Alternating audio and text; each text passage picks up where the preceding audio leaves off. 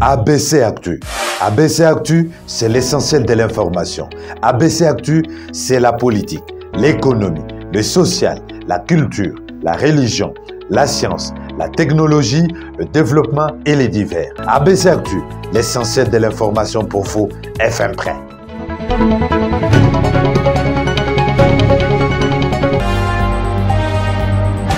Plénière de validation des pouvoirs des députés nationaux à la Chambre basse du Parlement ce lundi 12 février 2024.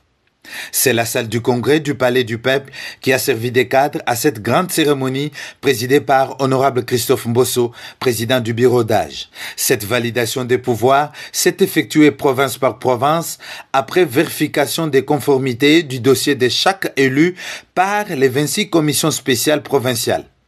Pour Honorable Princesse Dominique Munongo Inamizi, élue de Lubudi dans les Lualaba sur la liste des Ensemble pour la République de Moïse Katumbi Chapwe, c'est maintenant que le travail commence. C'est la routine, pour moi, c'est la routine, mais bon, c'est quand même une reconnaissance de mes pairs, les différents députés, de reconnaître aussi que réellement j'ai été élu dans le territoire de Lubudi.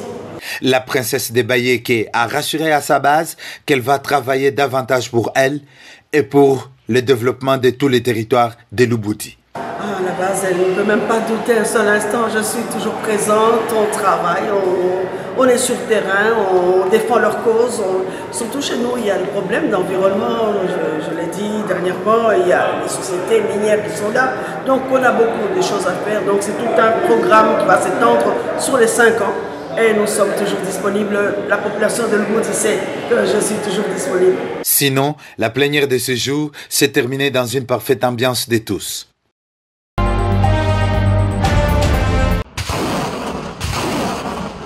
Génocide dans l'Est de la République démocratique du Congo, les jeunes Congolais, très en colère de l'extermination de leurs frères et sœurs, ont entamé depuis le samedi 10 février 2024 à Kinshasa des actions de grande envergure devant les ambassades des États-Unis d'Amérique, France, Belgique, Britannique et au quartier général de la MONUSCO pour dénoncer l'indifférence de la communauté internationale face à ces massacres, tueries et viols dans l'est de la RDC par le Rwanda.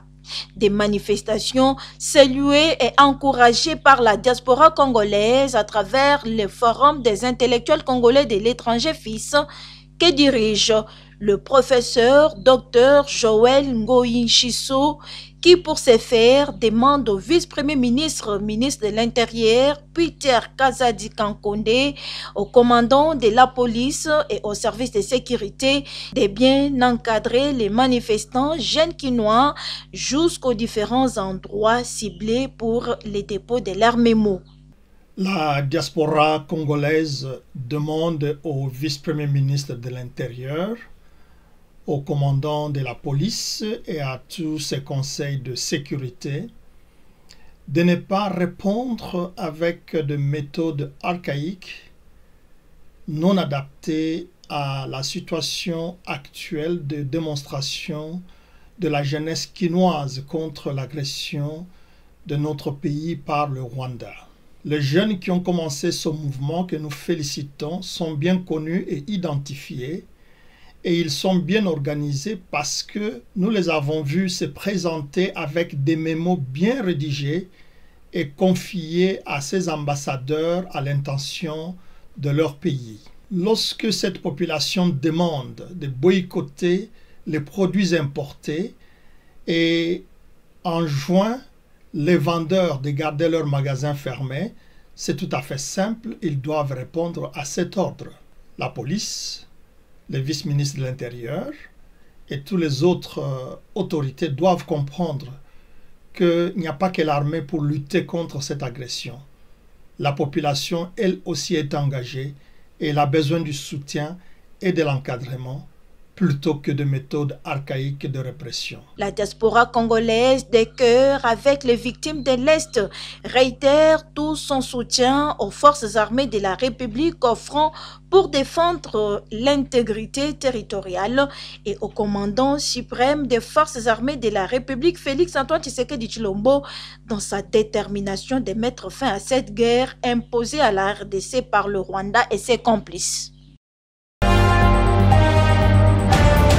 La salle du congrès du Palais du Peuple a servi de cadre ce lundi 12 février 2024 à la cérémonie de validation des pouvoirs des élus nationaux par le bureau d'âge présidé par Honorable Christophe Mbosso. Cette validation des pouvoirs s'est opérée province par province après vérification des conformités des dossiers leur confiés en 26 commissions provinciales spéciales. À l'issue de la plénière qui s'est terminée tard, Honorable Clotilde Mutita Kalunga, élue à la nationale et provinciale dans la ville de Lubumbashi, dans le Haut-Katanga, pour le compte des Ensemble pour la République du président Moïse Katumbi Chapwe, s'est confiée à la presse. C'est à quoi on attendait, si c'est qu'on soit validé, que nous puissions vraiment être reconnus comme députés nationaux. Et donc ici, nous venons d'être validés avec les collègues. Et donc, pour nous, c'est une question de commencer maintenant le boulot.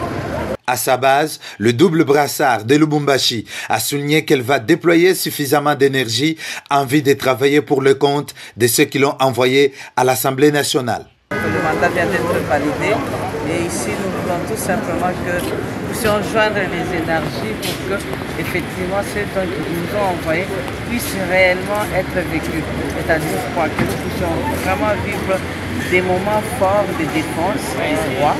Vous savez, la ville de Lubumbashi a plein de problèmes, les besoins sont imminents, il y a l'insécurité, il y a la pauvreté, il y a le chômage, il y a plein de problèmes sur la ville de Lubumbashi.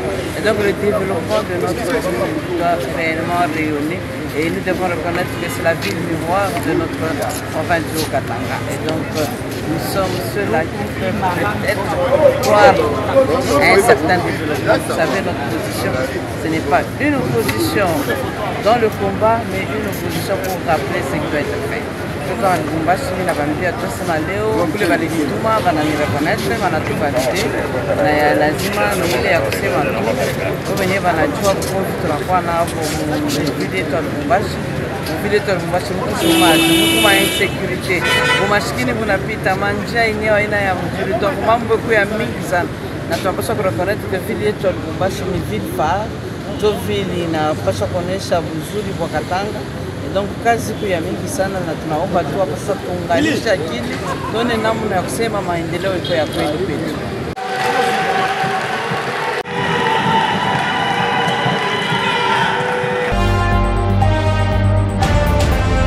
Qui a un téléphone? Vous avez tous des téléphones. Prenez-en soin, car dans ce téléphone, il y a les larmes et le sang d'enfants et de femmes qui vont chercher du coltan. Prenez-en soin.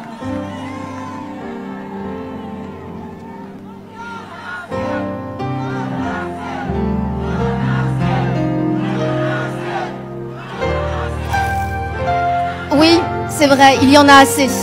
Il y en a assez de ces morts. Des millions de morts. 12 millions de morts en une vingtaine d'années. C'est le terrible résultat d'une course sans pitié vers les richesses du Congo. La RDC détient 2 des minerais les plus recherchés au monde, le coltan et le cobalt. Ces matières premières sont présentes dans beaucoup des appareils que nous utilisons tous les jours, comme les téléphones portables, les ordinateurs, les consoles de jeux et aussi les batteries de voitures électriques. Vous l'avez bien compris, ce sont les minerais de demain. Le Congo en détient 2/3 des réserves mondiales.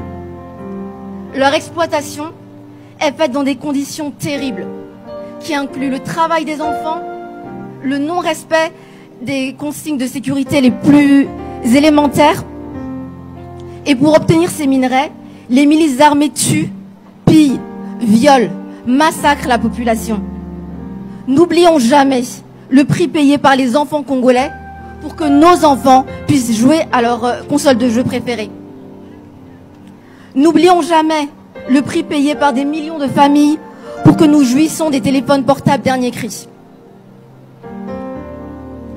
N'oublions jamais le prix payé par des milliers de femmes violées pour que nous puissions avoir des ordinateurs portables de plus en plus performants. Des entreprises comme Samsung, Apple, Microsoft et bien d'autres encore utilisent ces minerais et participent à ces crimes. Nous aussi, consommateurs, nous participons d'une certaine manière. Nous ne pouvons pas rester indifférents. Pour les 12 millions de morts en 20 ans, nous disons non. Pour les 4 millions de déplacés, nous disons non. Pour les millions de femmes violées, nous disons non. Pour les jeunes filles, les fillettes à qui on a volé l'innocence, nous disons non. Pour les milliers d'enfants privés de soins médicaux et d'éducation, nous disons non. Pour toutes les atrocités commises au Congo, nous disons non.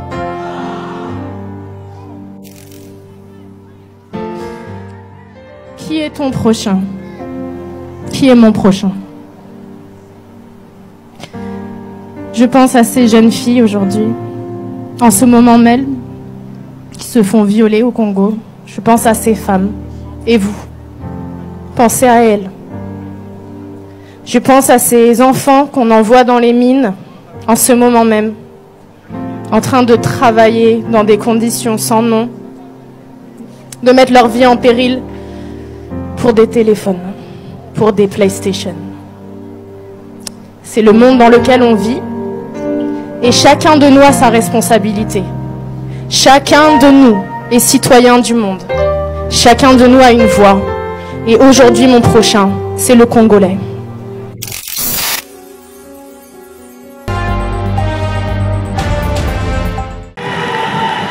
Effervescence ce lundi 12 février 2024 dans la salle du congrès du Palais du Peuple. Il s'agissait de la validation des pouvoirs des élus du peuple comme députés nationaux par la plénière sous la conduite du bureau d'âge présidé par Honorable Christophe Mbosso.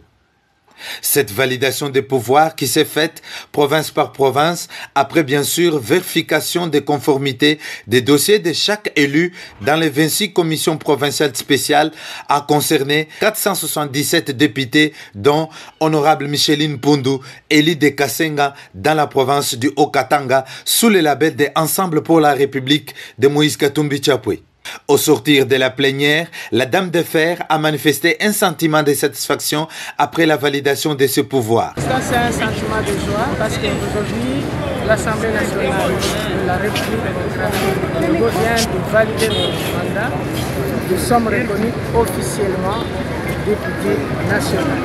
Et nous allons s'aider pour défendre mon peuple de Kasenga, parce que moi je suis du territoire de Kasenga dans le Haut-Katanga. Micheline Mpundu a réitéré ses remerciements à sa base de Kasenga et a promis de travailler pour l'intérêt de la population de Kasenga. Le message que j'adresse à mon peuple, c'est d'abord le remerciement. Le pouvoir qu'ils m'ont donné, qu'ils m'ont conféré, vient d'être validé à l'Assemblée nationale. Donc je vais siéger pour eux pour que les intérêts de mon territoire soient reconnus et soient vraiment réels. Watoto wa Kasenga nampigia asante tena kwa sababu ile mlinipatia leo wanakuwa kuivalide à l'Assemblée nationale et je vais siéger pour le peuple parce que c'est le peuple qui m'a choisi et je suis là pour le peuple. Nampigia tena asante tena na tutaonana tena wakati tatu. Rappelons que Honorable Micheline Mpundu n'a rejoint l'hémicycle de l'Assemblée nationale que le jeudi 8 février 2024 pour les formalités administratives et d'identification après avoir reçu le quitus de son parti pour venir siéger. Disons qu'Ensemble pour la République a tenu une convention de 2 jours, soit du 5 au 6 février 2024 du comité directeur et des sages élargi aux élus et personnalités du parti a envie d'élever l'option de siéger ou non dans les institutions par ses représentants. L'élu de Kasenga a pris part à cette rencontre dont Ensemble pour la République a écarté l'option de la chaise vide tout en optant pour celle de faire une opposition républicaine de combat.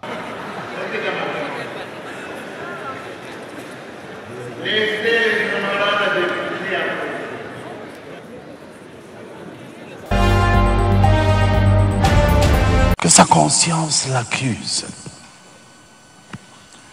J'ai parlé à un fonctionnaire au Cameroun. Je suis du Cameroun. Je J'ai dit au fonctionnaire que j'ai connu quand il était ordonné prêtre, il était collégien. Je lui ai dit, vous, les fonctionnaires qui avaient fréquenté les écoles catholiques, je ne vois pas la différence entre vous et les autres qui détournent le denier de l'État. Eux, ils volent, vous volez. Eux, ils détournent, vous détournez. Je ne vois pas la différence à quoi votre éducation chrétienne vous a servi. Il se sourit et il me dit, Monsieur le cardinal, nous qui travaillons avec ceux qui n'ont pas fait les écoles confessionnelles, nous voyons la différence entre eux et nous. Je lui demande, quelle est la différence? Il me dit, eux, quand ils volent l'argent de l'État, ils sont contents.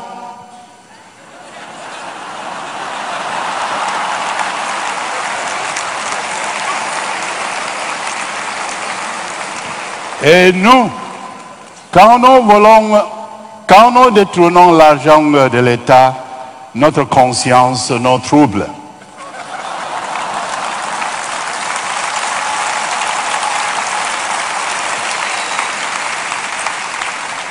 Parce qu'à l'école catholique, on nous a toujours dit, voler, c'est un péché. Et pour que vos péchés soient pardonnés, il faut rembourser.